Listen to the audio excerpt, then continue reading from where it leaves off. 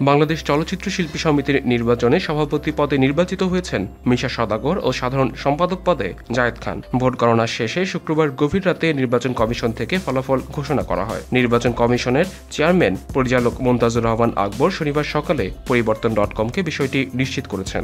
জানা গেছে, মিশা সওদাগর 259 ভোট পেয়ে সভাপতি নির্বাচিত হয়েছেন।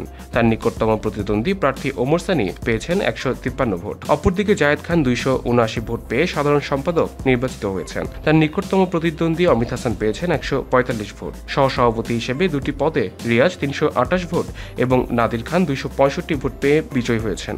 সাংগঠনিক সম্পাদক পদে নির্বাচিত হয়েছেন সুব্রত। কার্যনির্বাহী পরিষদে সর্বোচ্চ ভোট পেয়ে বিজয়ী হয়েছেন সাইমন সাদিক। তিনি পেয়েছেন 361 ভোট। নির্বাচন কমিশনারের স্বাক্ষর করা কাগজ থেকে তথ্য সংগ্রহ করা হয়েছে। নির্বাচনে মোট প্রার্থী ছিলেন 57 জন, আর 624 জন ভোটারের মধ্যে 558 জন ভোট প্রদান করেছেন, যারা প্রত্যেকে চলচ্চিত্রের নিবন্ধিত শিল্পী। শুক্রবার সকাল 9টায় ভোট গ্রহণ শুরু হয়ে শেষ হয় সন্ধ্যা 5টায়। দুপুরে 1টা থেকে 1 ঘন্টার বিরতি দিয়ে ভোট গ্রহণ শেষ হয় বিকাল 5টায়। এরপর মধ্যরাত পর্যন্ত চলে ভোট গণনা। এলটিভির সাথে থাকার জন্য সবাইকে ধন্যবাদ।